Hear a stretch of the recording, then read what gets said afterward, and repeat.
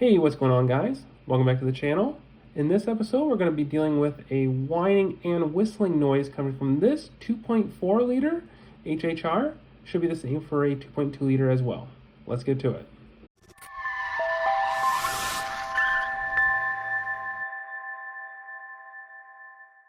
Alright, like I just mentioned, we have a whistling noise coming from this. It's actually very odd. We haven't figured it out yet, but I decided to start making a video because if we start fixing it, I want to make sure you guys know what's happening.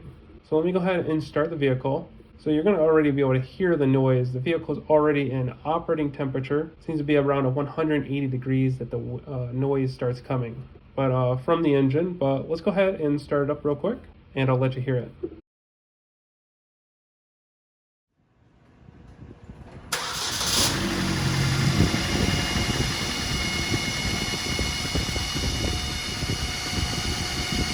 So, as I just mentioned, this is obvious, very loud whistling, like whining type noise. It's very strange. So let's go ahead and take you in here and I'll show you what I'm talking about. So we've done a little bit of diagnosing so far, and one key thing that keeps coming from this engine is this whining noise, but we've been pulling a few things, sensors, wires, and the only thing that makes it stop pretty much is if we relieve crankcase pressure. So I'm just going to pull the oil dipstick here. It does make the engine run a little more rough, but the crankcase pressure seems to go away, and it must be like escaping out of somewhere. But I'm going to just put the dipstick back in a little bit. I'm going to get a light in here too.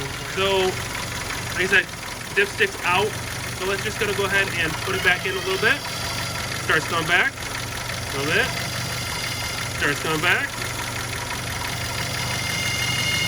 And it is not obvious on where this noise is coming from. So it's definitely crankcase pressure related probably, but we're gonna keep exploring this. And so we took the intake off. Yes, I know the mass airflow sensor is a part of the intake, but it seems to be running okay, but the noise is still persistent. And this is what people like to call the PCV valve. Cover it up, noise gets a lot louder. Let it go. Gets a little quieter.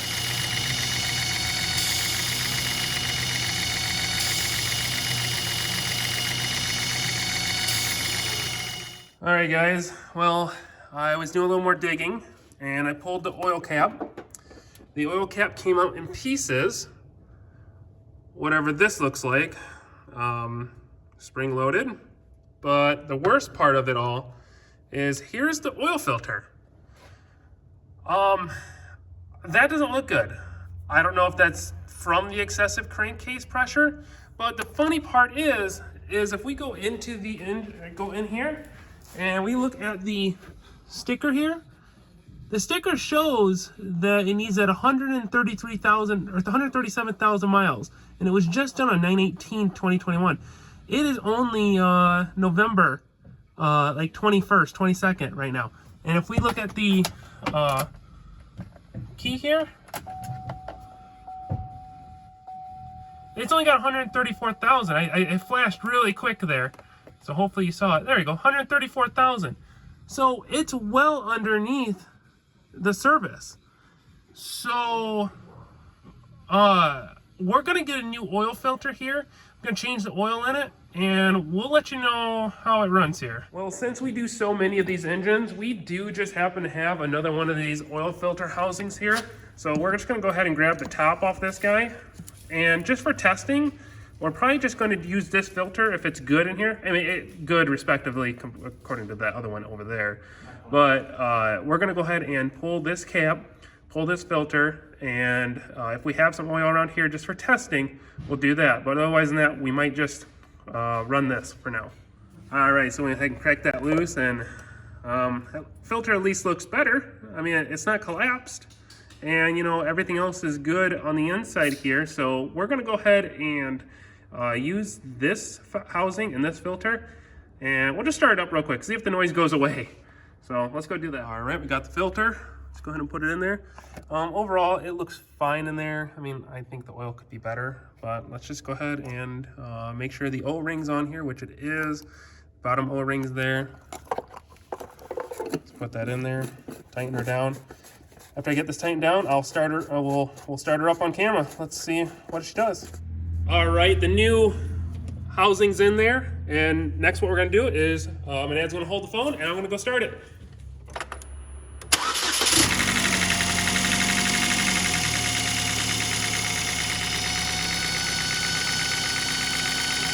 Well, noise didn't go away.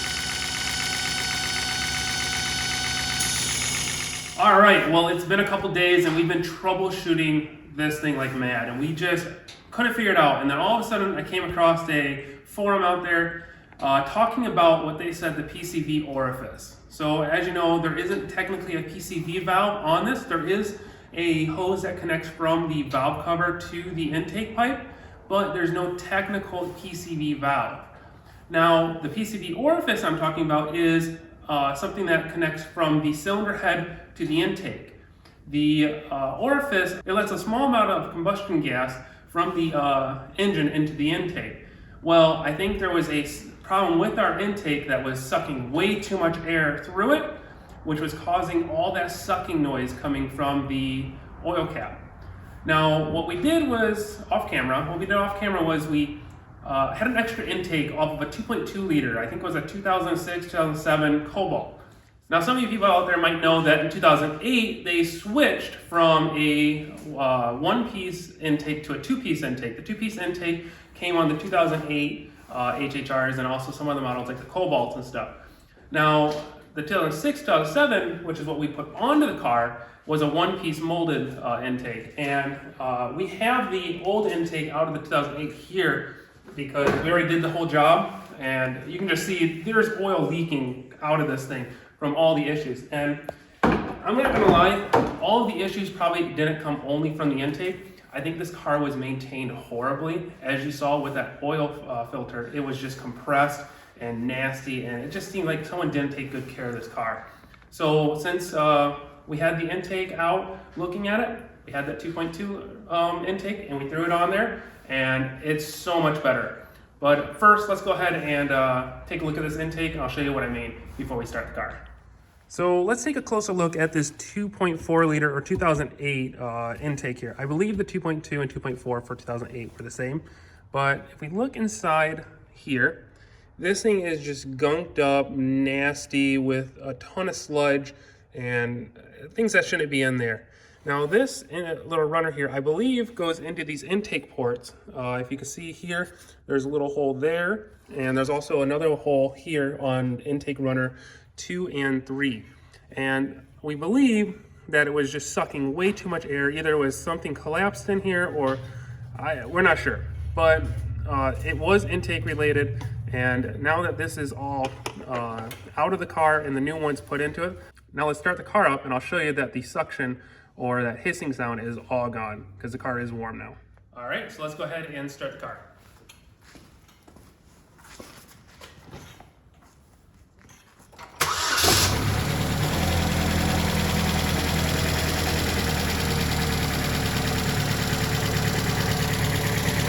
Now, like I said, the engine is warm right now, and you can see no more suction noise. We'll take the cap off here. Come check that out. Perfect. So no more issue. Everything's looking really, really good on this. So I think that intake over there was the issue.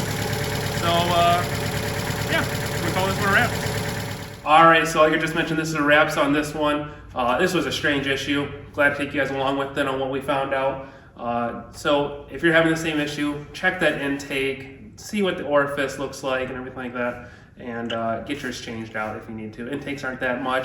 They're about 50 bucks. I'll have a link down in the description to an Amazon link for the intake. But if you guys really like this video, make sure to click the like button, subscribe to my channel, and also check out my other videos.